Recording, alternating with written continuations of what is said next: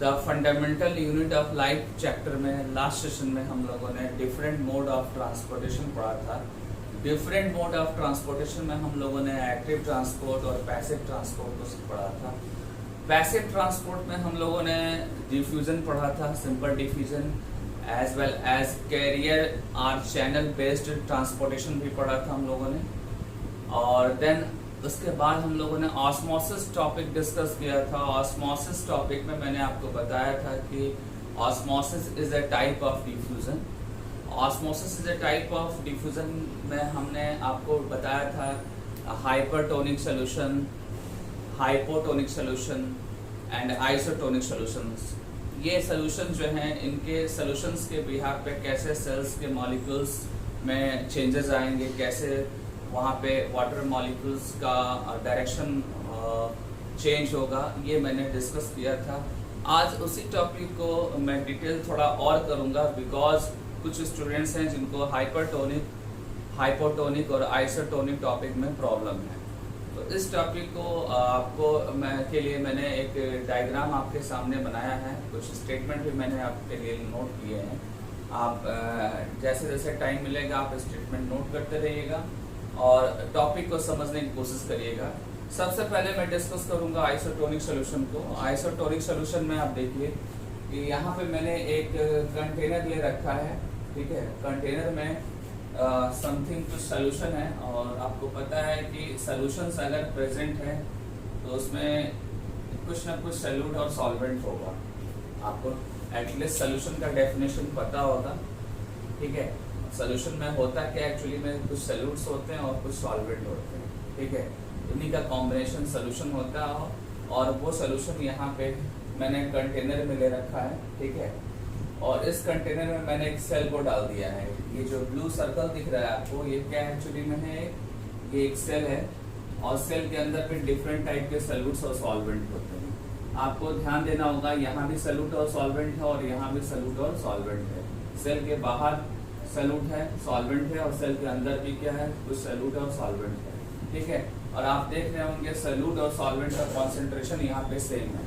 Solute और solvent का concentration क्या है, सेम है। मैंने यहाँ 20% सॉल्यूट यहाँ शो किया है और यहाँ पर भी मैंने 20% सॉल्यूट शो किया है, ठीक है। यहाँ पे मैंने 80% सॉल्वेंट लिया है और यहाँ पे भी मैंने 80% सॉल्वेंट लिया है। और सॉल्वेंट एक्चुअली क्या है, वाटर है। यहाँ पे क्या है, वाटर है। और जब आप दोनों साइड में आप देखेंगे, इन साइड या आउट साइड, दोनों साइड में दोनों सॉल्यूट और सॉल्वेंट के कंसंट्रेशन सेम अगर हैं तो वहाँ पे कोई भी ट्रांसपोर्टेशन नहीं होगा, वहाँ पे कोई भी ट्रांसपोर्टेशन नहीं होने वाला है। दैट मीन्स कि ना ही सेल से बाहर कोई चीज़ आने वाली है और ना ही सेल के बाहर से कोई चीज़ अंदर जाने वाली है, ठीक है। तो यहाँ मैंने मेंशन भी किया there is no net movement, मतलब यहाँ पे कोई भी मूवमेंट नहीं होने वाला है, क्योंकि दोनों साइड में क्या है, कॉन्सेंट्रेशन सॉल्यूट और सॉल्वेंट का ज़्यादा है, ठीक है। आई थिंक इसमें तो आपको एकदम नहीं प्रॉब्लम होने वाली है। आगे के दो जो हेडिंग हैं इनमें थोड़ा और ध्यान देना होगा, ये भी आपको समझ में आ जाएगा। इसमें आप देखिए यहाँ मैंने जो सेल ले रखा है, सेल के अंदर जो है 20% सॉल्यूट है और 80% सॉल्वेंट है। और सेल के बाहर जो इन्वायरमेंट्स है, इसमें जो है 40% आपका क्या है, सॉल्यूट है और 60% सॉल्वेंट है। मैं फिर से बता दूं आपको, सॉल्वेंट यहाँ पे क्या है, वाटर है, क्योंकि ये सेल है और सेल में आप वाटर के अलावा और कुछ शो नहीं कर सकते हैं, ठीक है। लिविंग सेल्स को रखना है तो उसकी प्रॉपर्टी मेंटेन करनी होती है। तो यहाँ पे आप जब देखेंगे, आप क्लोजली देखेंगे, इस सेल के अंदर सॉल्यूट है 20% और सॉल्वेंट 80% है, whereas outside the cells 40% solute है और 60% सॉल्वेंट है। दैट मीन्स यहाँ सॉल्यूट ज़्यादा है, सॉल्यूट ज़्यादा है। जहाँ आप इससे कंपेयर करेंगे तो सॉल्यूट आपको ज़्यादा मिलेगा, ठीक है। और सॉल्यूट के कंपेरिजन में सॉल्वेंट क्या है, कम है, ठीक है। तो इस टाइप के सोल्यूशन को आप क्या बोल सकते हैं, हाइपरटोनिक। क्या बोलेंगे आप, हाइपरटोनिक। मेरी बात को ध्यान देना होगा आपको। आपको करना क्या है कि सॉल्यूट और सॉल्वेंट को इनसाइड और आउटसाइड में कंपेयर करना होगा। सॉल्यूट और सॉल्वेंट को इनसाइड और आउटसाइड में कंपेयर करना होगा। और जब कंपेयर करेंगे और सॉल्यूट का कॉन्सेंट्रेशन आउटसाइड ज़्यादा हो जाएगा, ठीक है, तो आपको ये मेंशन करना होगा कि that solution is called hypertonic solution, ठीक है। सॉल्यूट ज़्यादा है तो यहाँ पर हाइपरटोनिक सोल्यूशन होगा और हाइपोटोनिक सोल्यूशन अगर है तो उस टाइम पे क्या होगा कि सेल के अंदर जो होगा वो solvent that means water molecules ज़्यादा होगा, और वाटर मॉलिक्यूल्स जब ज़्यादा होगा तो क्या होगा, वाटर मॉलिक्यूल्स जहाँ पे ज़्यादा होगा वहाँ से लोअर साइड में मूव करेगा वो, ठीक है। यहाँ पे वाटर कंटेंट ज़्यादा है, वाटर का अमाउंट ज़्यादा है, तो वाटर जो है शिफ्ट करेगा कहाँ पे, आउटसाइड में, बिकॉज आउटसाइड वाटर का जो है अमाउंट क्या है, कम है, वाटर का अमाउंट कम है। और इसी टाइप का ट्रांसपोर्टेशन होगा ऑस्मोसिस में। आपको मैंने पहले भी बताया था, लास्ट सेशन में मैंने बताया था कि osmosis is a type of diffusion, और जब आप ये स्टेटमेंट बोलते हैं तो पूरा कॉन्सेप्ट आपका अप्लाई होता है ऑस्मोसिस में डिफ्यूजन का। और जब आपको डिफ्यूजन मैंने बताया था तो डिफ्यूजन में बताया था कि हायर कॉन्सेंट्रेशन से कोई भी मॉलिक्यूल्स अगर लोअर कॉन्सेंट्रेशन की तरफ जाता है, ठीक है, तो वो क्या है, एक डिफ्यूजन है, is a type of diffusion है, ठीक है ना। और here osmosis is also type of diffusion, ठीक है। तो इस डायग्राम के अकॉर्डिंग आप देखिए यहाँ पे सॉल्वेंट क्या है, ज्यादा है, दैट मीन्स सॉल्वेंट का कॉन्सेंट्रेशन यहाँ ज्यादा होगा, और यहाँ पे आप देख रहे हो 60% मैंने मेंशन किया है, तो यहाँ सॉल्वेंट का अमाउंट कम है।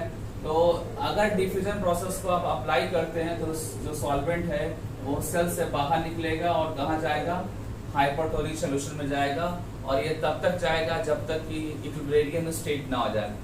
दैट मीन्स कि यहाँ पे और यहाँ पे इक्वल सॉल्वेंट का कॉन्सेंट्रेशन ना हो जाए तब तक वो ट्रांसपोर्ट करेगा, ठीक है। ये आपका हो गया हाइपरटोनिक सॉल्यूशन। अगर आपने हाइपरटोनिक समझ लिया है, आई थिंक समझ गए हो गए आप लोग, ठीक है ना। इसमें कोई भी मैंने इसीलिए प्रॉपर डायग्राम में मैंने मेंशन कर रखा है कि आपको प्रॉब्लम ना हो। आपको मे बी वन टाइम में आपको नहीं समझ में आ रहा है तो वीडियो को एक बार रिपीट कर लीजिए, आपको सारी बातें समझ में आ जाएंगी, ठीक है। अब आते हैं यहाँ पर। यहाँ पे एक्चुअली क्या होने वाला है, सब कुछ अपोजिट होने वाला है। किसके अपोजिट होगा, हाइपरटोनिक सॉल्यूशन के अपोजिट हाइपोटोनिक सॉल्यूशन में होगा। हाइपोटोनिक सॉल्यूशन में आप जब डायग्राम पे फोकस करेंगे तो यहाँ देखेंगे आपका यहाँ पे 20% सॉल्यूट है और 80% सॉल्वेंट है, solvent means water. Then cell के बाहर आप देखो तो 10% सॉल्यूट है और 90% क्या है, सॉल्वेंट है। मतलब कि क्लियर हो गया कि इस डायग्राम में वाटर का कॉन्सेंट्रेशन जो है वो बाहर ज्यादा है, ठीक है, और यहाँ पे वाटर का कंसंट्रेशन क्या है, अंदर की तरफ कम है। दैट मीन्स यहाँ हाई है वाटर कंसंट्रेशन और यहाँ पे लो है, ठीक है। वाटर कंसंट्रेशन यहाँ पे लो है और यहाँ पे वाटर कंसंट्रेशन क्या है, हाई है। तो हाई से लो साइड में ट्रांसपोर्ट होगा। और अगर इस टाइप का अगर आपको ट्रांसपोर्ट दिख रहा है तो इसको क्या बोलेंगे आप, हाइपोटोनिक बोलेंगे। क्या बोलेंगे आप, हाइपोटोनिक सॉल्यूशन बोलेंगे, ठीक है ना। ठीक है, तो हाइपोटोनिक सॉल्यूशन में आपको समझ में आ गया होगा कि कैसे सॉल्वेंट मूव करने वाला है, ठीक है। ये जो भी मैंने आपको बताया वो ये बताया कि सेल्स के अंदर से जो भी चीज़ें ट्रांसपोर्ट होती है या सेल के अंदर जो चीज़ें अंदर आती है ट्रांसपोर्ट होके, वो किस पे डिपेंड करता है, सराउंडिंग इन्वायरमेंट्स पे डिपेंड करता है। और मैंने आपको बताया कि 3 कंडीशन बनते हैं ट्रांसपोर्ट के, ठीक है। वो भी किस पे डिपेंड करता है, सेल के बाहर जो सराउंडिंग है, मीडियम है, उस पर डिपेंड करेगा। और वो 3 एग्जाम्पल क्या थे, आइसोटोनिक था, हाइपरटोनिक था और हाइपोटोनिक था। अलग अलग सोल्यूशन में सेल्स का बिहेवियर क्या है, सेल्स के अंदर जो मॉलिक्यूल्स है वो कैसे ट्रांसपोर्ट हो रहे हैं, ये मैंने आपको बताया, ठीक है। एक बार इसका फिर से रिवीजन कर लीजिए। यहाँ मैंने बताया कि सेल के बाहर और अंदर क्या है, सॉल्यूट और सॉल्वेंट का कॉन्सेंट्रेशन सेम है, तो यहाँ पे कोई ट्रांसपोर्ट नहीं होने वाला है। इस डायग्राम में आप देखेंगे कि यहाँ पर सॉल्वेंट कम है और यहाँ पे सॉल्वेंट ज्यादा है। तो सॉल्वेंट मीन्स वाटर की बात कर रहा हूँ और वाटर क्या होगा, फिर सेल से बाहर की तरफ आएगा, ठीक है। मैं फिर से रिपीट कर दे रहा हूँ कि जो वाटर का मूवमेंट है इस डायग्राम में वो कहाँ से होगा, शिफ्ट आउटसाइड से इनसाइड की तरफ ट्रांसपोर्ट होगा, ठीक है। तो ये आपका टॉपिक यहीं पे फिनिश हो रहा है। अब इसके बाद हम कुछ और टॉपिक पढ़ने वाले हैं, ठीक है। एनसीईआरटी में जब जैसे ही आप आगे आएंगे तो आगे आपको कुछ एग्जाम्पल्स मिलेंगे, ठीक है।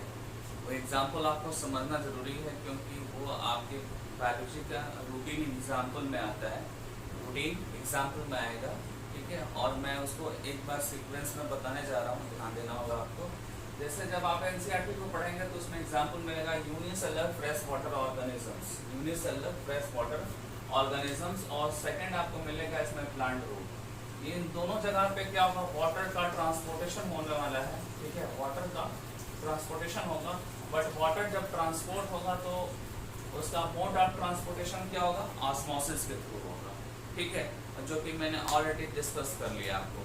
तो ये दिमाग में रखना होगा कि जब वहाँ पे यूनिसेलुलर फ्रेश वाटर ऑर्गेनिजम्स में या प्लांट रूट्स में वाटर मूवमेंट्स की बात आएगी तो वहाँ पे जो मोड ऑफ ट्रांसपोर्टेशन होगा वो क्या होगा, ऑस्मोसिस होगा, ठीक है।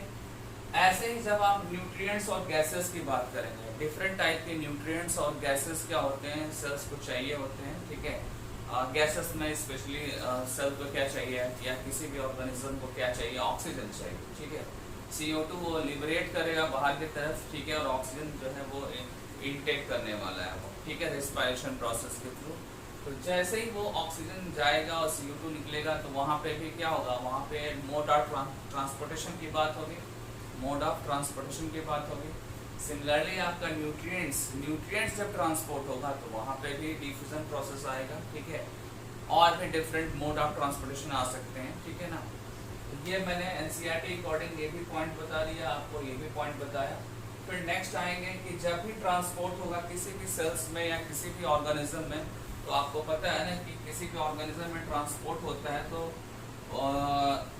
बैरियर की तरह क्या होता है, वहाँ पे प्लाज्मा मेम्ब्रेन होता है, वहाँ पे बैरियर की तरह प्लाज्मा मेम्ब्रेन होगा, ठीक है। और ये प्लाज्मा मेम्ब्रेन जो है इसका कॉम्पोजिशन एक्चुअली क्या होता है, इसका कॉम्पोजिशन मैं यहाँ पे नोट करता हूँ, यदि आपको नहीं दिख रहा हो, ये देखिए आप, यहाँ पे मैंने मेंशन किया कि ये सेल का डायग्राम है और सेल के डायग्राम में ये क्या है, प्लाज्मा मेम्ब्रेन है, और प्लाज्मा मेम्ब्रेन क्या है, एक बैरियर है, प्लाज्मा मेम्ब्रेन क्या है, एक बैरियर है। और ये बैरियर जो है ये कैसा है, फ्लेक्सिबल है, ये क्या है, फ्लेक्सिबल है, ठीक है।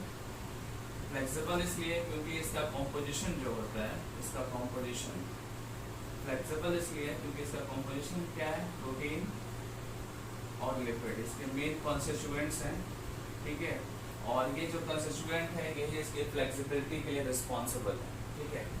और साथ ही साथ मैंने क्या बताया कि प्लाज्मा मेम्ब्रेन क्या है, जस्ट लाइक अ बैरियर, ठीक है, ये डिसाइड करेगा कि क्या चीज़ ट्रांसपोर्ट होगा या नहीं होगा, ठीक है। ये NCERT की लाइन है। इसके बाद NCERT ने बोला है कि कुछ ऐसे भी ऑर्गेनिजम्स है जिनको न्यूट्रिएंट्स चाहिए और न्यूट्रिएंट्स के लिए हेल्प कौन करता है, प्लाज्मा मेम्ब्रेन हेल्प करेगा। न्यूट्रिएंट्स के ट्रांसपोर्ट के लिए प्लाज्मा मेम्ब्रेन हेल्प करेगा। जैसे कि एग्जांपल आपके NCERT में है अमीबा का। अमीबा जब अपना फूड मटेरियल लेता है तो किस मोड में लेता है, एंडोसाइटोसिस के मोड में, एंडोसाइटोसिस के मोड में ये फूड मटेरियल्स को, फूड पार्टिकल्स को कैप्चर करता है। फिर कैप्चर करने के बाद, कैप्चर का मीनिंग यहाँ पे इनगल्फ है। NCERT जब आप पढ़ेंगे तो कैप्चर करने का मतलब जो है वो क्या है, वो इनगल्फ है, ध्यान देना होगा। यहाँ इनगल्फ एक वर्ड यूज होता है, इनगल्फ जो है फूड पार्टिकल्स का होता है। जैसे आप मेरे को ध्यान दो, आप जैसे अमीबा का जब डायग्राम पढ़ेंगे तो उसमें अमीबा के डायग्राम में ये होता है कि उनके उनका जो शेप होता है आपको पता है कि वो इरेगुलर होता है। कैसा होता है, इरेगुलर। और इरेगुलर शेप होने का एडवांटेज भी है क्योंकि वो इजीली क्या करते हैं, अपने मेम्ब्रेन को चेंज कर लेते हैं, मेम्ब्रेन की स्ट्रक्चर को चेंज करते हैं और फूड पार्टिकल्स को अपने तरफ वो पकड़ते हैं, कैप्चर करते हैं। फूड पार्टिकल्स को अपनी तरफ जब कैप्चर करते हैं तो फूड पार्टिकल जब अंदर आएगा अमीबा के अंदर या ऐसे जो भी ऑर्गेनिजम्स हैं उनके अंदर आएगा तो क्या होगा, वो फूड पार्टिकल्स इनगल्फ होगा। इन कैप्चरिंग का मतलब यहाँ इनगल्फ समझना है आपको। और जब इनगल्फ हो जाएगा तो इसी फूड पार्टिकल्स का आप अगर डायग्राम बना के समझिए इसको, तो डायग्राम में सपोज दैट ये अमीबा है, ठीक है, और अमीबा के सराउंडिंग क्या है, समथिंग कोई फूड मटेरियल है, ठीक है। अमीबा कोशिश कर रहा है कि ये फूड मटेरियल्स इनगल्फ हो जाए।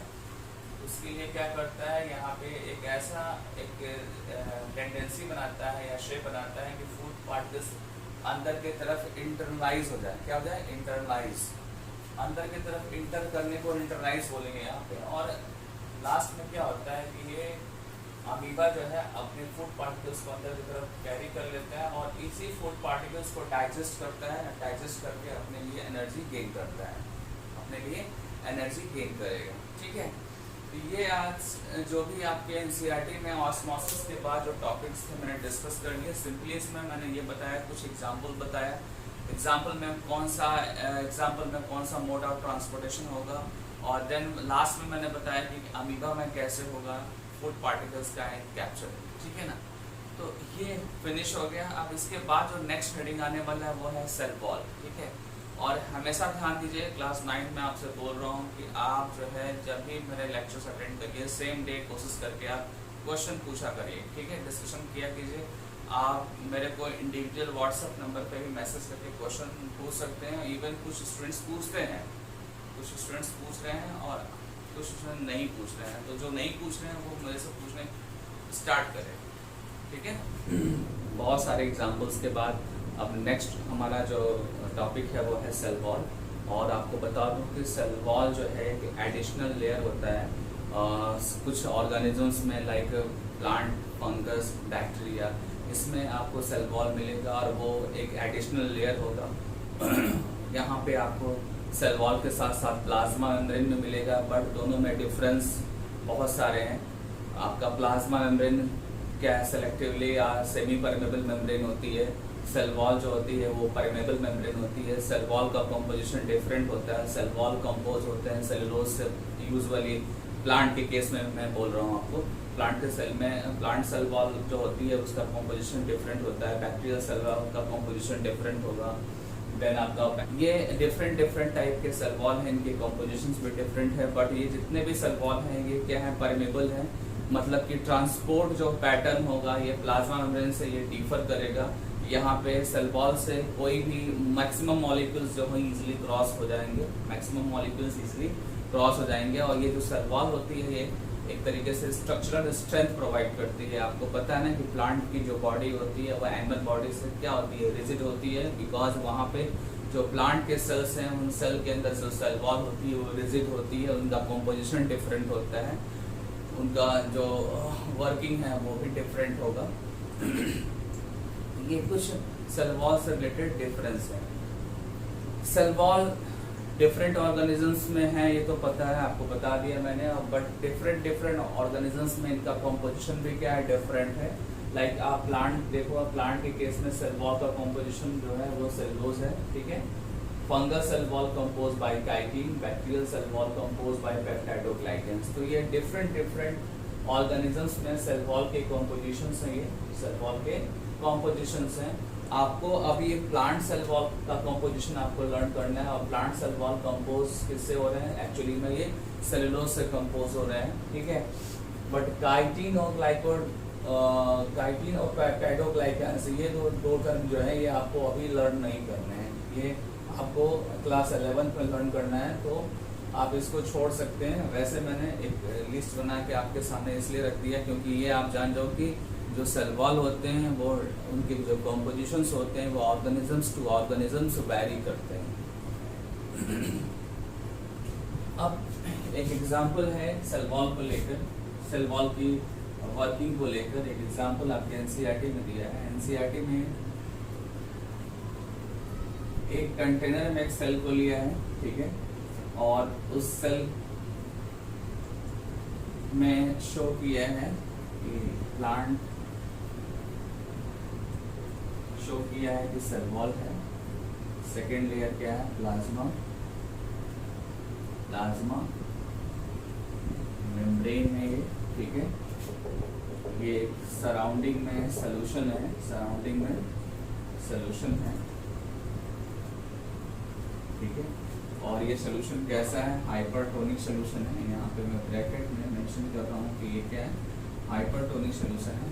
और आपको पता है कि हाइपरटोनिक सॉल्यूशन में क्या होता है, हाइपरटोनिक सॉल्यूशन में सॉल्यूट का अमाउंट ज़्यादा होता है एज कंपेयर टू सॉल्वेंट। तो मैंने यहाँ पे मेंशन कर दिया कि सॉल्यूट ज़्यादा है, एरो ऊपर किया तो ज़्यादा हो गया सॉल्यूट, और एरो के नीचे कर दिया तो सॉल्वेंट ज़्यादा हो गया, ठीक है। सिमिलरली प्लांट सेल्स के अंदर आप मेंशन करेंगे कि क्या है, सॉल्यूट यहाँ पे कम है बट सॉल्वेंट क्या है यहाँ पे ज़्यादा है, ठीक है, ये आपने मेंशन कर दिया, ठीक है। इस ऐसे मेंशन करने के बाद आपको ये शो करना है कि वाटर का मूवमेंट्स इस पर्टिकुलर डायग्राम के अकॉर्डिंग कैसे होगा, ठीक है ना। ये मैंने क्या लिया है, फिर से रिपीट कर रहा हूँ, ये प्लांट सेल है। प्लांट सेल इसलिए है क्योंकि इसमें सेल वॉल है, मैंने मेंशन किया है, ठीक है। और ये सेकंड जो लेयर है वो क्या, प्लाज्मा मेम्ब्रेन है। इस सेल के अंदर भी कुछ मटेरियल है लाइक सॉल्यूट और सॉल्वेंट है, और सेल के बाहर भी हमने क्या ले रखा है, एक हाइपरटोनिक सोल्यूशन ले रखा है। हाइपरटोनिक सोल्यूशन का जो प्रॉपर्टी है वो ये है कि उसका सॉल्यूट का कॉन्सेंट्रेशन ज़्यादा होता है और सॉल्वेंट का कॉन्सेंट्रेशन कम होता है। और प्लांट के अंदर जो है सॉल्यूट का कॉन्सेंट्रेशन कम है और सॉल्वेंट ज़्यादा है। तो ऐसे कंडीशन में आप जो मार्क करने वाली चीज़ है वो क्या है, सॉल्वेंट। यहाँ देखिए ये सॉल्वेंट, यहाँ ये देखिए सॉल्वेंट। यहाँ पे सॉल्वेंट का कॉन्सेंट्रेशन क्या है, हाई है। सॉल्वेंट कॉन्सेंट्रेशन यहाँ क्या है, हाई है, और सॉल्वेंट कॉन्सेंट्रेशन हाई है। और यहाँ पे क्या है, सॉल्वेंट कॉन्सेंट्रेशन जो होगा वो क्या होगा, लो होगा। और जो हमारा ऑस्मोसिस का जो कॉन्सेप्ट है, कॉन्सेप्ट मीन्स जो मोड ऑफ ट्रांसपोर्टेशन है वो क्या है, हाई से लो की तरफ है। इसका मतलब है कि यहाँ से वाटर निकल के या सॉल्वेंट जो भी है वो निकल के कहाँ जाएगा, बाहर की तरफ जाएगा। ये बाहर जा रहा है सॉल्वेंट, ठीक है। और सॉल्वेंट बाहर जब चला जाएगा तो क्या हो जाएगा, सेल का जो मेम्ब्रेन है, सेल मेम्ब्रेन श्रिंक कर जाएगा। ये जो सेल मेम्ब्रेन है ये श्रिंक कर जाएगी। श्रिंक करने के बाद से ये देखने में कैसे होगा, सपोज करिए कि ये सेल है, ठीक है, और यहाँ से वाटर अगर रिमूव हो गया तो क्या होगा, मेम्ब्रेन जो है वो श्रिंक कर जाएगी, ठीक है। यहाँ पे आप लिख सकते हैं कि प्लाज्मा मेम्ब्रेन जो है, प्लाज्मा मेम्ब्रेन यहाँ क्या कर रही है, श्रिंक कर जा रही है, ठीक है। और श्रिंक करेगी तो इसी कंडीशन को हम क्या बोलेंगे, प्लाज्मोलिसिस बोल देंगे। क्या बोलेंगे, प्लाज्मोलिसिस। ये आपको लर्न करना है, अच्छे से लर्न करना है, क्योंकि इस पे आपके क्वेश्चंस बनते हैं, ठीक है। मैं रिपीट कर दूं कि जब भी बाहर की तरफ सॉल्वेंट कम होगा और अंदर की तरफ सॉल्वेंट ज़्यादा होगा, ठीक है, तो उस कंडीशन में क्या होगा कि अंदर से जो सॉल्वेंट है, सॉल्वेंट मीन्स वाटर जो है वो बाहर आएगा। जैसे ही वाटर बाहर आएगा तो ये प्लाज्मा मेम्ब्रेन जो होगी वो श्रिंक कर जाएगी, प्लाज्मा मेम्ब्रेन श्रिंक कर जाएगी। और इसी फेनामेना को हम क्या बोलते हैं, this phenomena is called plasmolysis, ठीक है। तो इस टॉपिक को आपको अच्छे से लर्न करना होगा, ठीक है। हाइपरटोनिक कंडीशन में जस्ट हम लोगों ने देखा था कि प्लांट सेल का जो वाटर है वो बाहर जा रहा है, ठीक है, क्योंकि बाहर क्या है, हाइपरटोनिक सोल्यूशन था। बट यहाँ पे अभी एक पॉइंट है आपका वॉल प्रेशर, उस पॉइंट को समझने के लिए हमने क्या किया है, हाइपोटोनिक सोल्यूशन लिया है। और हाइपोटोनिक सोल्यूशन में एक्चुअली क्या होता है कि वाटर जो है वो बाहर से अंदर की तरफ मूव करता है, बाहर से अंदर की तरफ मूव करेगा। और मूव करेगा तो ये एक टाइम के बाद क्या हो जाएगा कि जितना भी प्लांट को स्वेल करना हो जाएगा, स्वेल कर जाएगा, उसकी टर्जिडिटी हाई हो जाएगी। मैं आपको बता दूं कि जब भी वाटर अंदर जाएगा तो क्या हो जाएगा, प्लांट सेल स्वेल करेगा, लेकिन स्वेल होने की एक लिमिट होती है, ठीक है। स्वेल होने को आप टेक्निकली क्या बोल सकते हैं, टर्जिड बोल सकते हैं आप। ये सेल क्या हो गया, टर्जिड हो गया। और टर्जिड कंडीशन जब हो जाता है तो क्या होता है कि इस सेल वॉल की जो है एक लिमिट होती है एक्सपेंशन की, उस लिमिट से ज़्यादा सेल वॉल एक्सपेंड नहीं कर पाता है। जब लिमिट से ज़्यादा एक्सपेंड नहीं कर पाएगा तो ये जो वॉल है, ये वॉल खुद प्रेशर बनाएगा एक, ठीक है। इधर से वाटर ज़्यादा होने की वजह से वाटर का जो प्रेशर है वो पेरिफेरल साइड में लगता है। कुछ टाइम के बाद जैसे ही वाटर अंदर एक लिमिट के बाद जब बढ़ जाता है तो बढ़ने के बाद क्या होता है कि वाटर का प्रेशर जो है वो सेल के पेरिफेरी में लगता है। और एट दैट टाइम एक और प्रेशर क्रिएट होता है जिसको बोलते हैं वॉल प्रेशर। क्या बोलेंगे उसको, वॉल प्रेशर। और वॉल प्रेशर क्यों हो रहा है, ड्यू टू सेल वॉल, क्योंकि सेल वॉल आपका क्या है, एक रिजिड स्ट्रक्चर है, ठीक है, एक रिजिड स्ट्रक्चर है सेल वॉल। और आपको पता है ना कि ये आपका सेल वॉल का जो कॉम्पोजिशन है वो डिफरेंट होता है, और डिफरेंट होने की वजह से ये रिजिड है और ये उस प्रेशर को के अपोजिशन में एक प्रेशर लगाता है जिसको बोलते हैं वॉल प्रेशर। तो आप यहाँ पे एक टर्म यूज कर सकते हैं, जैसे ये जो प्रेशर लग रहा है इसको आप बोल सकते हैं टर्जिट प्रेशर बोल सकते हैं, और ये जो प्रेशर लग रहा है वॉल की तरफ से वो है आपका वॉल प्रेशर।